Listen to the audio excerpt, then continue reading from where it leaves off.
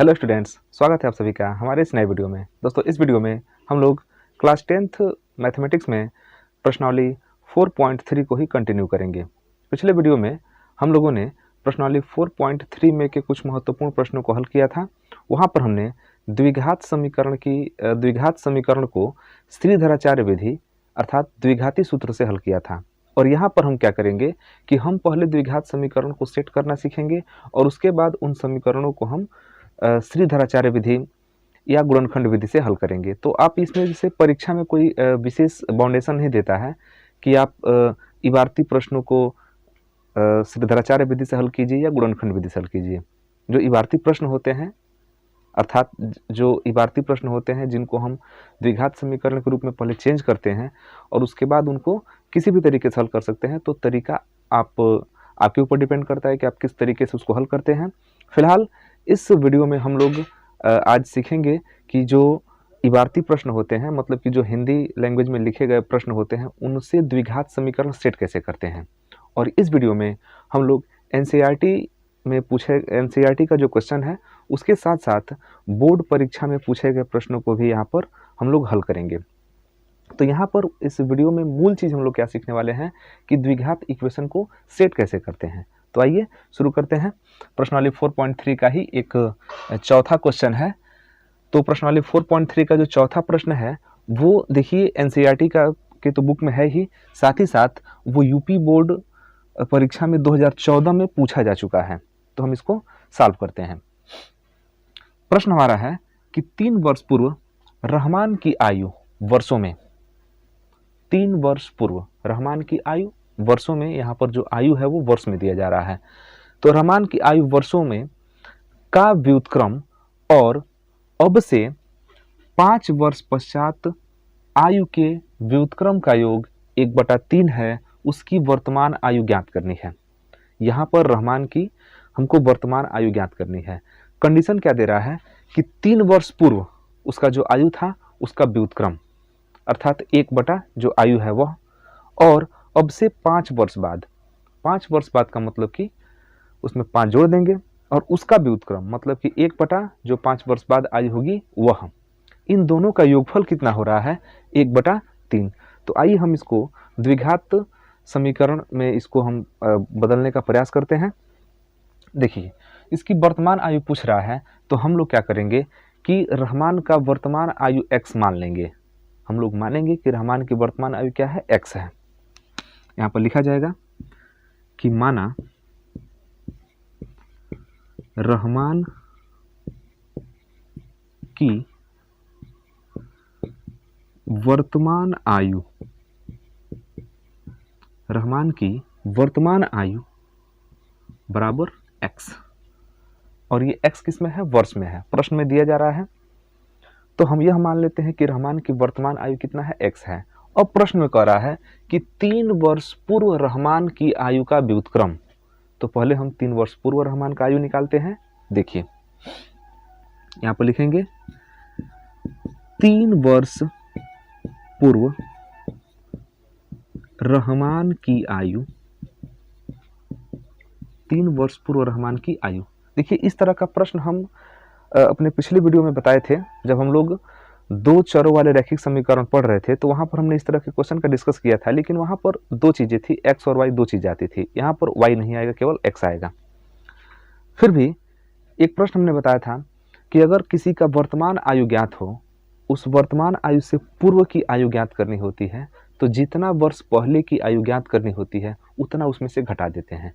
जैसे सिंपल समझिए कि इस समय मान लीजिए किसी का आयु 10 वर्ष है, इस समय किसी का आयु 10 वर्ष है, और हम कहें कि 3 वर्ष पहले उसकी आयु कितनी होगी, तो 3 माइनस कर दीजिए तो 7 आ जाएगा। मतलब 3 वर्ष पूर्व उसकी आयु कितनी रही होगी, 7 वर्ष रही होगी। और अगर हम सिंपल कहें कि 5 वर्ष बाद कितनी हो जाएगी, तो आज 10 वर्ष है तो 5 वर्ष बाद 5 वर्ष उसका बढ़ जाएगा, मतलब वो 15 वर्ष का हो जाएगा। ठीक वही यहाँ पर लॉजिक लगाने वाले हैं कि माना रहमान की वर्तमान आयु कितना है, x है। तो 3 वर्ष पूर्व हम यहाँ पर रहमान की आयु ज्ञात करने वाले हैं। तो 3 वर्ष पूर्व का मतलब क्या है कि जो वर्तमान है उसमें से 3 घट जाएगा, 3 वर्ष पूर्व। तो रहमान की आयु 3 वर्ष पूर्व कितना हो जाएगा, x - 3। जैसा हमने बताया कि इस समय किसी की आयु अगर 10 वर्ष है तो 3 वर्ष पूर्व वो 7 वर्ष का रहा होगा, और 5 वर्ष बाद का निकालना हो तो उतना 5 जोड़ देंगे। मतलब कि जितना वर्ष पूर्व का निकालना होता है उतना घटा देते हैं, और जितना वर्ष बाद का निकालना होता है उतना जोड़ देते हैं। तो माना रहमान की आयु बराबर x, 3 वर्ष पूर्व रहमान की आयु x माइनस 3। अब कह रहा है कि इसका व्युत्क्रम हम लोग करेंगे। ये तो 3 वर्ष पूर्व का हो गया। अब अगले कंडीशन में कह रहा है कि 5 वर्ष बाद, 5 वर्ष पश्चात आयु, तो उसको भी निकाल लेते हैं। 5 वर्ष पश्चात रहमान की आयु बराबर, 5 वर्ष पश्चात रहमान की आयु बराबर हो जाएगा x प्लस 5, क्योंकि वर्तमान में x है और 5 वर्ष बाद इसमें 5 ऐड हो जाएगा, 5 साल वो और उसकी आयु बढ़ जाएगी। तो ये हुआ 3 वर्ष पूर्व और ये हुआ 5 वर्ष बाद। अब प्रश्न में कह रहा है कि 3 वर्ष पहले का जो आयु है उसका व्युत्क्रम और 5 वर्ष बाद जो आयु है उसका व्युत्क्रम, जब इन दोनों को जोड़ा जा रहा है तो योगफल 1/3 आ रहा है। तो प्रश्नानुसार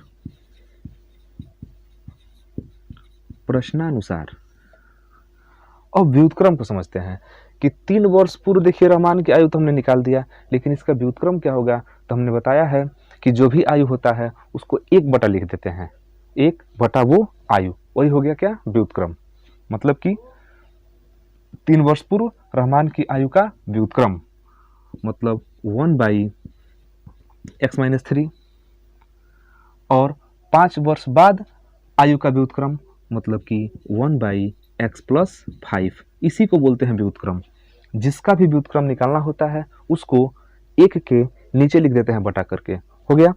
तो 3 वर्ष पूर्व रहमान की आयु का व्युत्क्रम यह हो गया और 5 वर्ष बाद रहमान की आयु का व्युत्क्रम यह हो गया। अब प्रश्न में कह रहा है कि इन दोनों का जो योगफल है वो हो जा रहा है 1/3। यही आपका प्रश्न है, ये कंडीशन बन गया। अब इसको क्या करेंगे, हम द्विघात के रूप में इसको ले जाके कन्वर्ट करेंगे, बदलेंगे। तो आप क्या कीजिए, इसका एलसीएम लीजिए। एलसीएम लेंगे तो x minus 3 x plus 5। LCM इस तरह का जो होता है ना, सीधे गुणा के रूप में हो जाता है, क्योंकि इससे ना यह कटेगा और इससे ना यह कटेगा और ना ही दोनों चीज़ में कोई कॉमन है, इसलिए इनका गुणनफल क्या होता है, एलसीएम हो जाता है। अब यहाँ से जब भाग करेंगे तो ये वाला पोर्शन कटेगा, ये वाला बचेगा, जो बचता है उससे ऊपर वाले में गुणा कराते हैं। तो x प्लस 5 का जब गुणा 1 में होगा तो x प्लस 5 हो जाएगा, प्लस फिर यहाँ से भाग करते हैं, भाग करेंगे ये कटेगा, ये बचेगा, इसका गुणा फिर से ले आके 1 में कराएंगे तो आपको मिलेगा x माइनस 3, क्योंकि 1 में गुणा करने पर कोई फर्क पड़ेगा नहीं, इक्वल टू 1/3। अब ऊपर वाले को हल कर लेते हैं, ऊपर वाले को हल करते हैं तो x plus 5 plus x minus 3 बटा नीचे गुणा कर लेते हैं। तो नीचे अगर गुणा करेंगे तो x का देखिए पहले यहाँ गुणा होगा फिर यहाँ गुणा होगा। गुणा बहुत सिंपल है, क्लास 9 में आप लोग पढ़े होंगे। x into x x square, x into 5x, चिन्ह सहित लिखते हैं। माइनस 3 का गुणा x में करेंगे तो माइनस 3x, माइनस 3 का गुणा प्लस 5 में करेंगे तो plus into minus minus, plus into minus minus, 3 बचे 15 और आगे हो गया 1/3। अब देखिए तो x और x 2x और 5 में से 3 गया तो 2 बच गया। नीचे देखेंगे तो x स्क्वायर और 5x में से 3x गया तो 2x हो गया और माइनस हो गया 15 बराबर हो गया 1/3। अब इसको क्या करते हैं, तिर्यक गुणा कर देते हैं।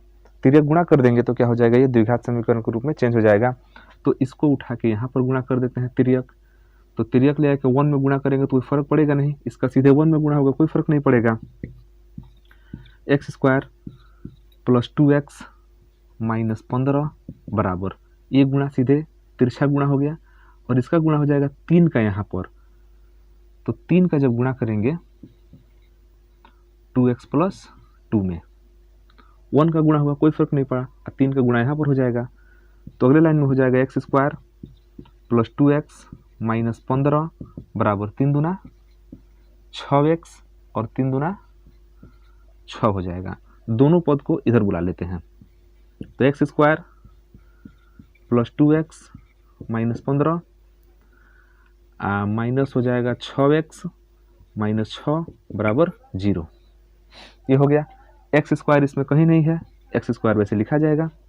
अब देखिए 2x प्लस में है और 6x माइनस में है, तो 2x में से 6x घटेगा, हम कम में से ज़्यादा घटा रहे हैं, तो जब कम में से ज़्यादा घटाते हैं तो रिजल्ट आपका माइनस में आता है, मतलब माइनस में 4x आ जाएगा। 2 में से 6 घटा तो -4, और -15 -6 ये होता है -21, -15 -6 -21 हो गया, इक्वल टू हो गया 0।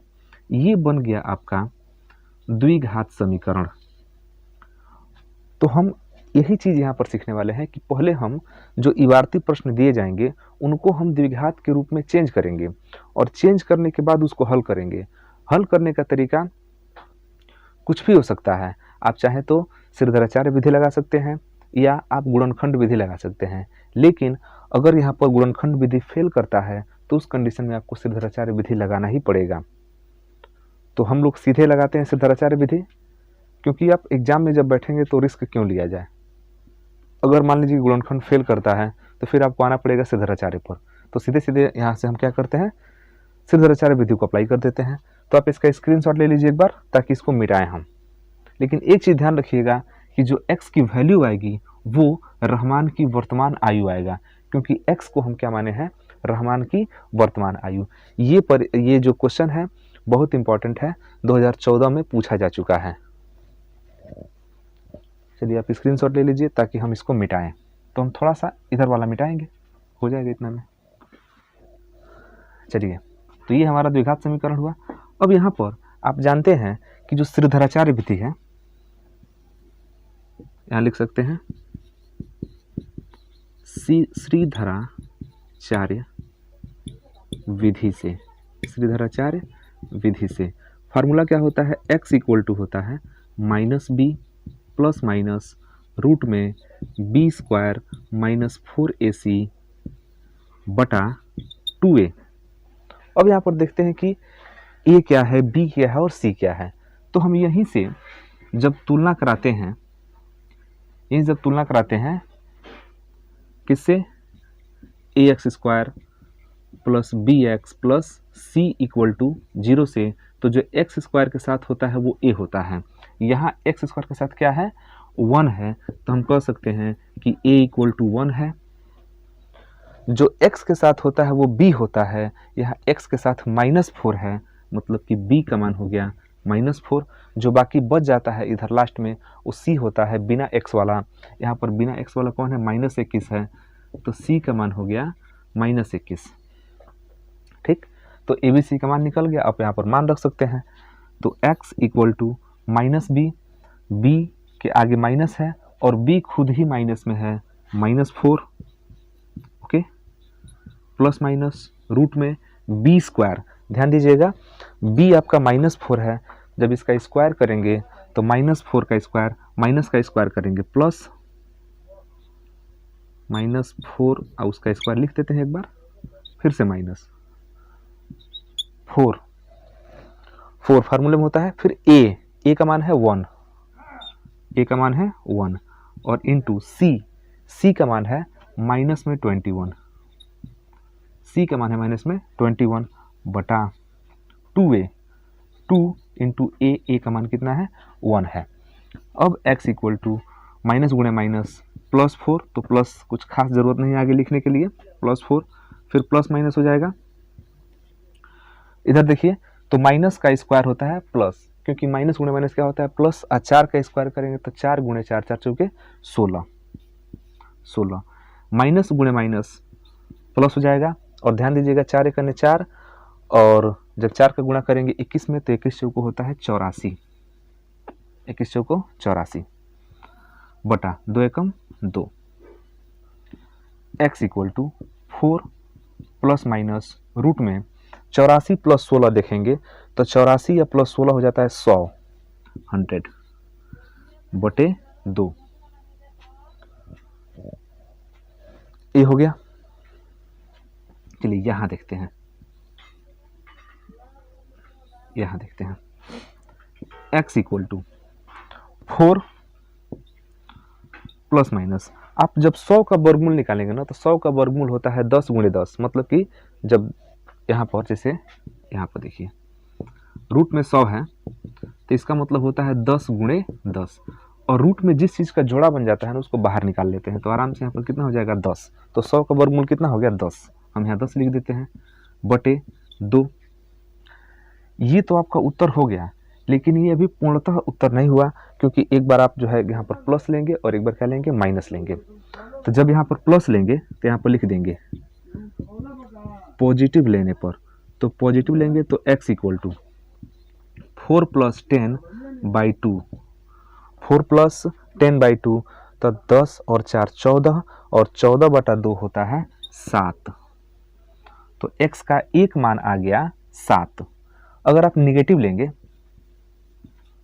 निगेटिव लेने पर, तो अगर आप निगेटिव लेते हैं ना तो निगेटिव में x equal to 4 minus 10 by 2 हो जाएगा। तो 4 माइनस 10, जब 4 में से 10 घटेगा तो माइनस का 6 बचेगा, और माइनस के 6 में जब 2 से भाग करेंगे तो हो जाएगा माइनस का 3। तो ये उत्तर सही नहीं है। इसलिए नहीं है क्योंकि x का मान माइनस में नहीं आ सकता है। इसलिए नहीं आ सकता है क्योंकि हमने x क्या माना है, रहमान की वर्तमान आयु माना है, और किसी भी व्यक्ति की आयु जो है माइनस में नहीं होता है, वो हमेशा कैसा होता है, प्लस में होता है। तो यहाँ पर क्या बेहतर है, x इक्वल टू 7। तो हम कह सकते हैं कि रहमान की जो वर्तमान आयु है वो कितना है, 7 हो गया। अतः रहमान की वर्तमान आयु कितना होगा, 7 वर्ष है। ये आपका आंसर हुआ। माइनस वाला आंसर गलत होगा, इनवैलिड होगा, क्योंकि किसी व्यक्ति की आयु नेगेटिव नहीं होती है। तो आप इसका स्क्रीनशॉट ले लीजिए। अब देखते हैं अगला प्रश्न। तो हमारा अगला प्रश्न है कि एक क्लास टेस्ट में शेफाली के गणित और अंग्रेजी में प्राप्त किए गए अंकों का योग 30 है। एक क्लास टेस्ट है, उसमें जो शेफाली है, शेफाली ने गणित में और अंग्रेजी में कुछ कुछ अंक प्राप्त किए हैं। तो जितना भी अंक उन्होंने प्राप्त किया है उनका योगफल कितना हो रहा है, 30 हो रहा है। आगे है कि यदि उसको गणित में 2 अंक अधिक, गणित में 2 अंक अधिक और अंग्रेजी में 3 अंक कम मिले होते तो उनके अंकों का गुणनफल 210 होता। मतलब गणित में 2 अंक अधिक पा गई होती और अंग्रेजी में 3 अंक कम मिल गया होता तो उनके अंकों का जो गुणनफल है वो 210 होता। दोनों विषयों में प्राप्त अंक ज्ञात कीजिए। तो देखते हैं इसके सॉल्यूशन को। देखिए, जो क्लास टेस्ट है इसमें 2 विषय का टेस्ट हुआ है, गणित का और अंग्रेजी का, और दोनों अंकों का जो योगफल है जो प्राप्त उसने किया है, उस प्राप्त अंकों का योगफल कितना है, 30 है। तो हम क्या करेंगे कि एक को मान लेंगे x, गणित को हम क्या कर लेते हैं, x मान लेते हैं। मान लेते हैं कि गणित में कितना अंक प्राप्त किया, उसने x प्राप्त किया। तो चूंकि गणित और अंग्रेजी का जो प्राप्तांक है, प्राप्त अंक है, उनका योगफल 30 है, तो अगर आप गणित में प्राप्त अंकों को x मान लेते हैं तो अंग्रेजी में जो प्राप्त अंक है उसको ज्ञात करने के लिए 30 में से x क्या कर देंगे, घटा देंगे, तो वो भी मिल जाएगा। जैसे एक उदाहरण के लिए लेते हैं, जैसे मान लीजिए कि गणित में उसने 10 नंबर पाया और अंग्रेजी में भी कुछ पाया, और दोनों मिलाए कितना हो गया, 30 हो गया। तो सिंपल है, दूसरा वाले का नंबर जो है निकालने के लिए हमने क्या करेंगे कि 30 में से 10 को क्या कर देंगे, घटा देंगे। बहुत ही सिंपल लॉजिक है। तो यहाँ पर हम क्या करेंगे कि गणित के में जो प्राप्त अंक है उसको x मान लेते हैं। तो लिख लेते हैं, माना गणित में प्राप्त अंक कितना हो जाएगा, x हमने मान लिया, और चूंकि दोनों अंकों का योगफल 30 है इसलिए जब एक को x मान लिए हैं तो दूसरे को 30 माइनस x मान सकते हैं। तो अंग्रेजी में प्राप्त अंक बराबर 30 माइनस एक्स। ये तो हो गया हमारे गणित और अंग्रेजी में प्राप्त अंक। अब उसको कहा जा रहा है, एक कंडीशन दिया जा रहा है कि यदि उसको गणित में 2 अंक अधिक मिला होता, मतलब जहां पर गणित में x मिल रहा है ना, तहां x नहीं मिलता, 2 अंक अधिक मिल जाता, मतलब कि x+2 मिल जाता। और जो अंग्रेजी में मिला है उसमें 3 अंक कम मिलता। तो अंग्रेजी में मिला कितना है, 30 माइनस एक्स मिला है, इसमें 3 अंक और अगर कम हो जाता तो इनका जो गुणनफल है वो कितना हो जाता, 210 हो जाता। ये तो प्रश्न है, ध्यान से देखिए कि यदि उसको गणित में 2 अंक अधिक और अंग्रेजी में 3 अंक कम मिले होते, अंग्रेजी में 3 अंक कम माने माइनस मिले होते, तो उनके अंकों का गुणनफल 210 होता। तो उनके अंकों का गुणनफल कितना होता, 210 होता। यही आपका कंडीशन है। तो यहाँ पर लिख देंगे प्रश्नानुसार, यही हमारा क्या हो गया, कंडीशन हो गया। इसको एक बार पुनः लिख देते हैं, थोड़ा सा जगह बचाकर। गणित में 2 अंक अधिक माने x+2 मिला होता और अंग्रेजी में 3 अंक कम मिला होता। अंग्रेजी में 30 माइनस एक्स मिला है, इसमें और 3 को कम हो गया होता, तो इनका गुणनफल कितना होता, 210 होता। अब इसको हम क्या करेंगे, द्विघात के रूप में बदलेंगे, फिर इसको हल करेंगे। तो इसको हम एक बार लिख सकते हैं x+2 और इंटू करके, यहाँ पर इंटू ऑलरेडी है। देखिए 30 में से 3 घटेगा तो ये हो जाएगा 27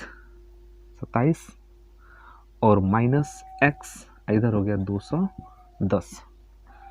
आगे गुणा करते हैं, तो x का गुणा होगा 27 में, इसको उठाएंगे और दोनों पद में गुणा करेंगे। तो x का गुणा 27 में करेंगे तो हो जाएगा 27x, x का गुणा माइनस एक्स में करेंगे तो हो जाएगा x²।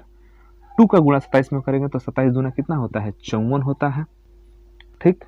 और प्लस 2 का गुणा करेंगे माइनस एक्स में तो ये हो जाएगा माइनस का 2x बराबर हो गया 210। अब इसको थोड़ा सा व्यवस्थित कर लेते हैं ताकि ये दिखने लगे द्विघात के रूप में।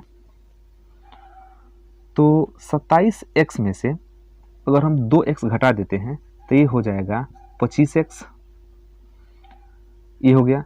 अब माइनस का हो गया x², ठीक। और इस 54 को भेज देते हैं उधर, तो उधर 210 है, आ जाके 54 उधर घट जाएगा, क्योंकि इधर प्लस है, उधर जाके हो जाएगा माइनस हो जाएगा। तो 210 में से 54 घटेगा तो कितना बचेगा, यहाँ पर लिख देते हैं 25x minus x², 25x minus x²। और 210 में से 54 घटेगा तो 10 में से 4 जाएगा तो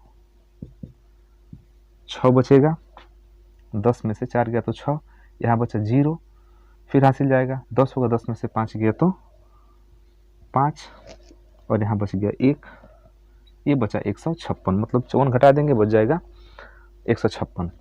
अब क्या करेंगे, ये द्विघात समीकरण जैसा अभी दिख नहीं रहा अच्छे से, इसको थोड़ा दिखाते हैं।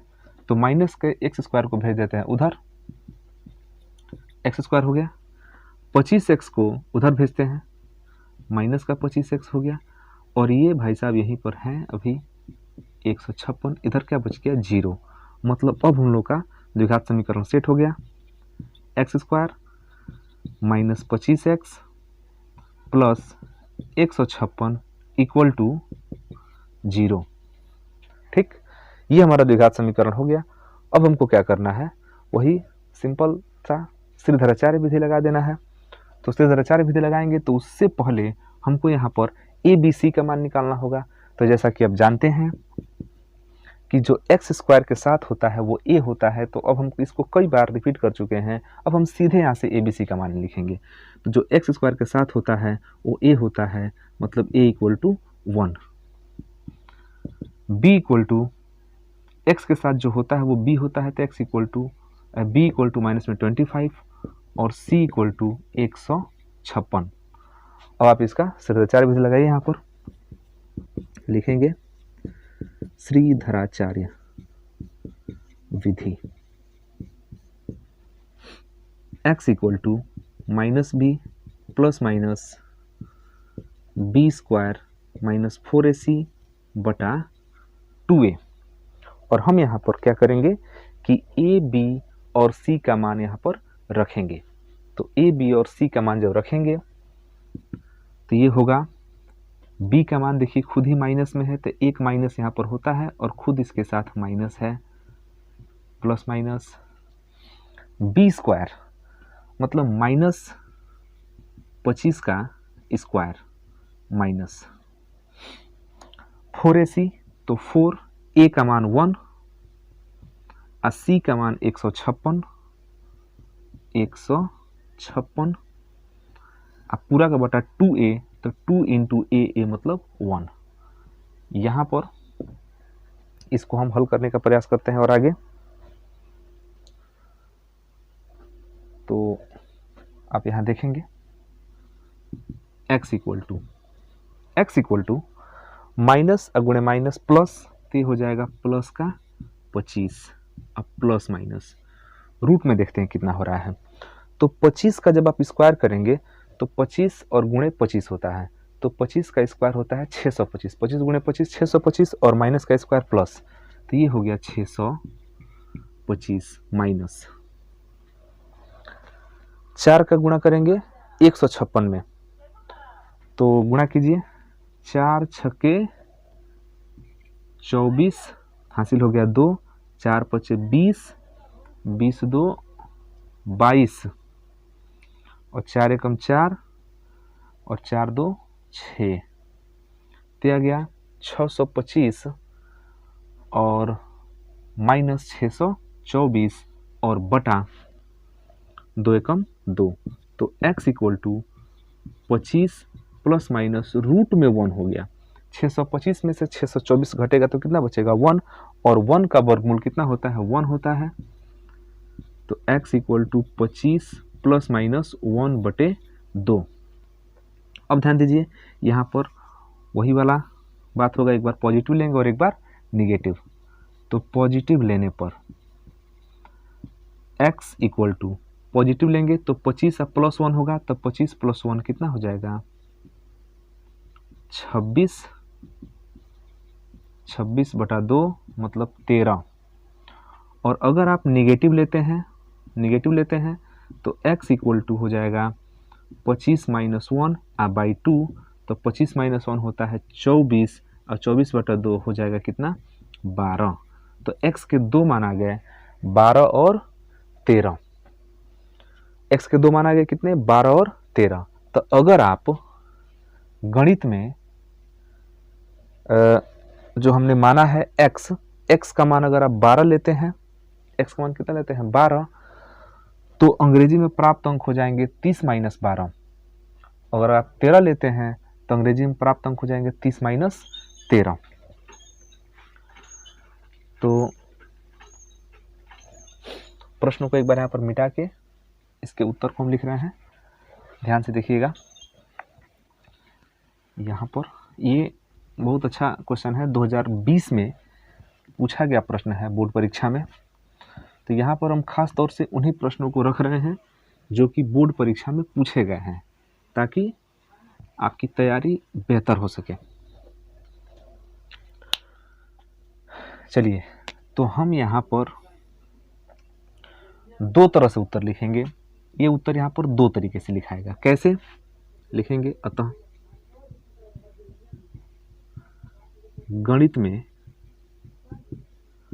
प्राप्त अंक, अगर हम जैसे x का मान 13 भी आया है और x का मान 12 भी आया है और हमने गणित के अंकों कितने माना है x माना है, तो x का मान 13 भी है और x का मान 12 भी है। तो यदि मान लेते हैं कि गणित में प्राप्त कितना किया 13, तो अंग्रेजी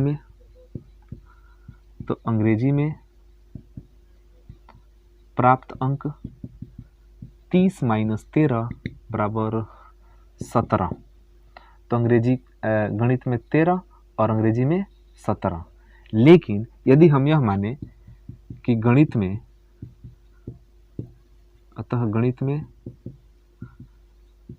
प्राप्त अंक मान लेते हैं 12, गणित में प्राप्त अंक 12 मान लेते हैं, नीचे वाला उत्तर अगर मानते हैं तो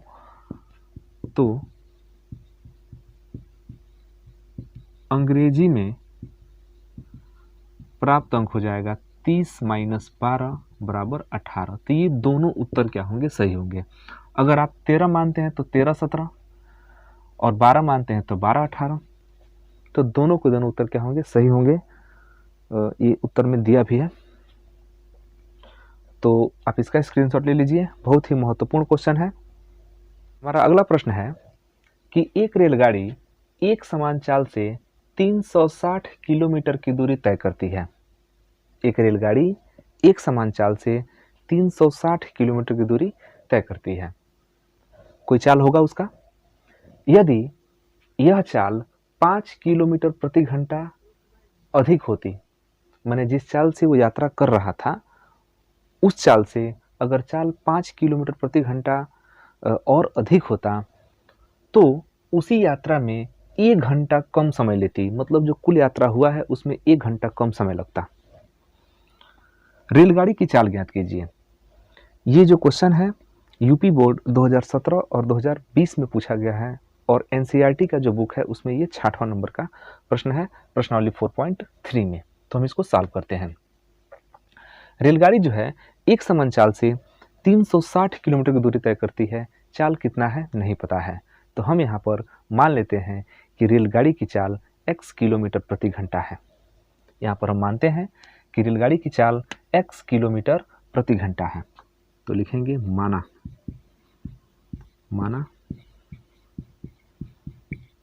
रेलगाड़ी की चाल बराबर x किलोमीटर प्रति घंटा। ये हमने मान लिया। अब कह रहा है कि वो कितना दूरी तय कर रहा है इस चाल से। इस चाल से वो दूरी तय कर रहा है 360 किलोमीटर। एक रेलगाड़ी एक समान चाल से 360 किलोमीटर की दूरी तय करता है। चली गई दूरी कितना, 360 किलोमीटर। तो जब इसका चाल है x किलोमीटर प्रति घंटा, दूरी चल रहा है 360 किलोमीटर, तो कुछ ना कुछ समय जरूर लेगा। तो हम यहाँ पर निकालते हैं समय। अतः लिया गया समय और समय का सूत्र क्या होता है। देखिए मेन फार्मूला जो होता है वो होता है दूरी बराबर चाल गुणे समय। तो अगर आपको समय निकालना है तो चाल को भेजना पड़ेगा नीचे, मतलब दूरी बटा चाल। तो लिया गया समय बराबर होता है दूरी बटे चाल। तो उस हिसाब से जो समय निकला वो निकला दूरी 360 हो गया बटे चाल x। ये इसको आप बना लीजिए क्वेश्चन नंबर 1। जो 360 किलोमीटर जो आपका दूरी है उस दूरी को तय करने में कितना समय लिया, 360 बटा x। अब देखिए, अब प्रश्न में जो है अपना दिमाग लगाना है। अब कहा जा रहा है कि यदि जो चाल है यह x वो 5 किलोमीटर प्रति घंटा और अधिक होता, मतलब जहाँ पर चाल हमारा x है तहाँ x नहीं होता, इससे 5 गौर क्या होता, अधिक होता। तो नया चाल यहाँ पर लिख सकते हैं। नया चाल कितना होना चाहिए, x + 5 किलोमीटर प्रति घंटा। तो नया चाल अगर इस चाल से आपका रेलगाड़ी चलता तो जो आपका टाइम लिया है ना यह, इससे 1 घंटा कम लेता, लेकिन दूरी आपका सेम होता, मतलब इसी दूरी को चलने में 1 घंटा कम टाइम लेता। तो अब हम देखते हैं कि अब ये कितना टाइम लेगा। इट इम्प्लाइज दैट नया समय तब कितना हो जाएगा। नया समय, फिर से समय निकालना है तो दूरी बटे चाल। तो दूरी तो आपका वही चल रहा है, 360 चल रहा है, और चाल हो गया है x + 5। ये आपका नया समय है। तो जो नया समय है ये पुराने वाले समय से कितना घंटा कम है, मात्र 1 घंटा कम है। तो आपको ये ध्यान देना पड़ेगा कि अगर वो एक समान चाल से चल रहा है तो जिस चाल से भी चल रहा है हमने उसको x माना है, तो x किलोमीटर प्रति घंटा की चाल से चलेगा 360 किलोमीटर, तो वो समय ले रहा है 360 बटा x। लेकिन चाल को बढ़ा दिया जाए 5 किलोमीटर प्रति घंटा और ज़्यादा, तो जो टाइम होता है वो 1 घंटा कम होता है सेम डिस्टेंस के लिए। तो नया चाल x + 5, नया समय 360 बटा x। लेकिन जो नया समय है ना ये पुराने वाले समय से 1 घंटा कम है।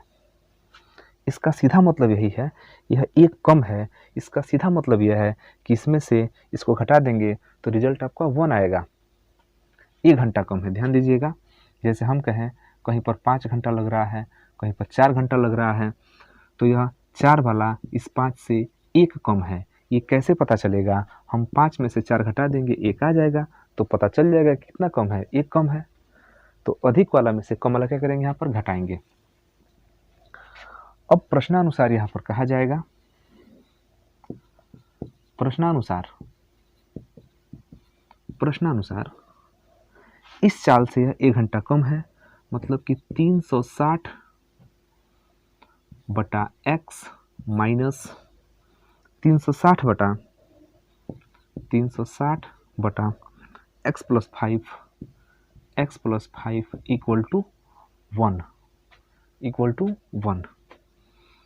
तो यहाँ पर हम लोग एलसीएम ले लेते हैं, x इंटू एक्स प्लस 5, क्योंकि सिंपल है। हम बार बार इस चीज़ को बता रहे हैं कि गुणनफल ही क्या हो जाता है, एलसीएम हो जाता है। तो x से भाग करेंगे, यहाँ पर x कट जाएगा, यहाँ बचेगा x प्लस 5 से 360 में गुणा करेंगे तो 360 गुणे x प्लस 5, आगे है माइनस लग जाएगा, यहाँ से भाग करेंगे ये कटेगा, x बचेगा, x का जब गुणा करेंगे 360 में तो ये हो जाएगा 360x इक्वल टू हो गया 1। गुणा कराते हैं, 360x प्लस 360 में 5 का गुणा करेंगे तो 5 में 0 का पढ़ा पढ़ेंगे 0, 5 6 के 30 हासिल हुआ 3 और 5 3 15, 15 3 18, 1800 हो गया। तो माइनस ये तो हो गया यहाँ पर, और माइनस 360x बटे यहाँ गुणा करा दीजिए एक्स स्क्वायर, एक्स का गुणा 5 में करेंगे, 5x बराबर हो गया 1, 360x से 360x कट गया। अब बच गया 1800, ऊपर बच गया 1800, नीचे भेज देंगे, उधर 1 में जाके गुणा हो जाएगा, एक्स स्क्वायर प्लस 5x। अब चाहे तो इसको वैसे ही रहने दीजिए, एक्स स्क्वायर प्लस 5x, और इसको भेज लेते हैं उधर, माइनस 1800 बराबर इधर क्या बच जाएगा 0। ये मिल गया आपका द्विघात समीकरण। अब इस द्विघात समीकरण को हम क्या कर देंगे? हल कर देंगे। तो जब द्विघात समीकरण को हल करेंगे तो हल करने के लिए हमसे लगाएंगे सदाचार्य विधि। तो यहाँ से जब आप तुलना कराएंगे ना तो a का मान मिल जाएगा 1। a का मान कितना मिलेगा? 1 मिलेगा। ध्यान से देखिएगा, जो एक्स स्क्वायर के साथ होता है वो 1 होता है, जो x के साथ होता है वो b होता है, बाकी जो खाली है वो c है। माइनस 1800 हम ऐसा चिन्ह के साथ लेते हैं। तो ये आपका इक्वेशन सेट हो गया, बस इसको हल करना है। तो यहाँ पर लिख देंगे श्रीधराचार्य विधि से x equal to minus B plus minus B square minus 4ac by 2a। बहुत बार हम लोगों ने इस चीज़ को लिख लिया, आपको याद हो गया होगा।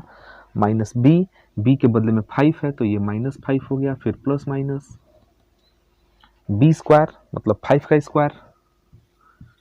स्क्वायर माइनस 4a का मान 1 है, a का मान 1 है, और c का मान है 1800, तो c का मान हो गया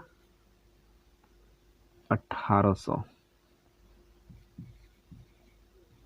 c का मान 1800। ध्यान दीजिएगा माइनस में 1800 है, यहाँ पर थोड़ा सा मिस्टेक हो गया।